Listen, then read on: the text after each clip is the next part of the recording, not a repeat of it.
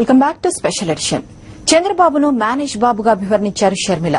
చంద్రబాబుకు అధికారం మీద వ్యామోహం లేకపోతే ఎన్టీఆర్ కుమారులకు పదవి ఎందుకు ఇవ్వడం లేదని ప్రశ్నించారు.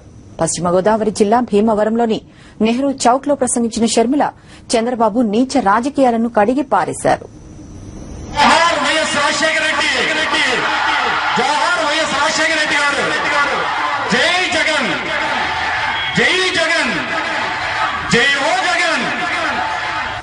చంద్రబాబు తనను తాను వేదాంతలో ఫీల్ అవుతారని షర్మిల ఎద్దేవా చేశారు. చంద్రబాబుకు ప్రజలంటే చాలా చులకనని తెలిపారు.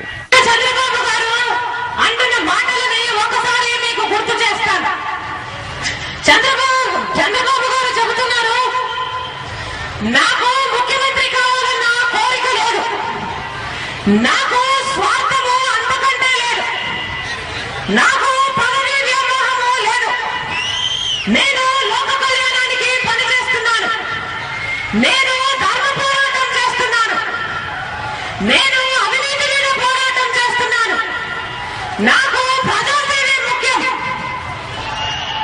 ఇలాంటి డైలాగులు చెప్తున్నాడు చంద్రబాబు గారు.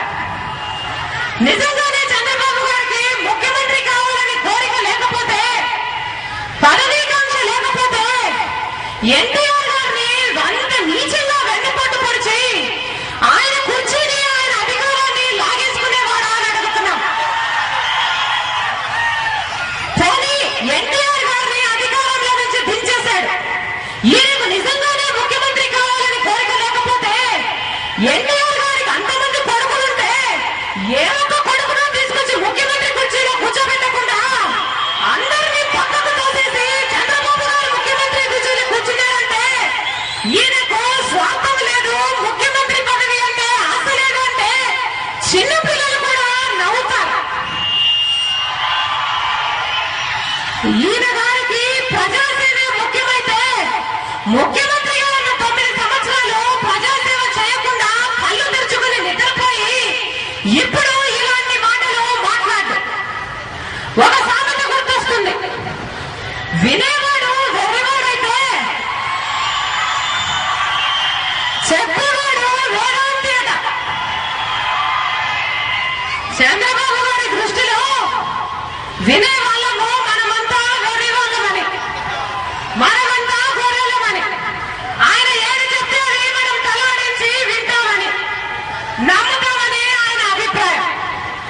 ఒక పక్క తన మీద విచారణలు జరపకుండా మేనేజ్ చేసుకుంటూ మరోవైపు అవినీతిపై పోరాటం చేస్తున్నానంటోన్న ఈ చంద్రబాబును ఏమనాలని ప్రశ్నించారు షర్మిల.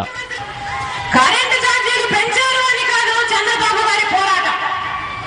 ఎఫ్డీఐ విషయంలో మన రైతులకైతేనేమి, చిన్న వర్తకులకైతేనేమి నష్టం కలుగుతుంది అని కాదు చంద్రబాబు గారి పోరాటం.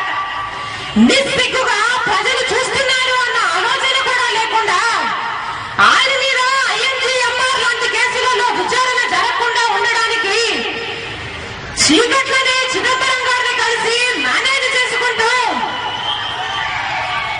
నీచమైన కుమ్మకు రాజకీయాలు చేస్తున్న ఈ చంద్రబాబు గారిని ఏమనాలి? ఒక పక్కేమో ఆయన మీద విచారణలో కేసులు జరగకుండా ఉండడానికి మేనేజ్ చేసుకుంటూ, ఇంకో పక్క అవినీతి మీద పోరాటం చేస్తున్నాను అంటున్న ఈ చంద్రబాబు గారిని ఏమనాలి? ప్రజా వ్యతిరేక ప్రభుత్వాన్ని నిలబెట్టిన చంద్రబాబు చరిత్రహీనుడిగా మిగిలిపోయారని షర్మిల తెలిపారు. కాంగ్రెస్ టీడీపీ కుమ్మక్కై జగనన్నను జైల్లో పెట్టారని విమర్శించారు.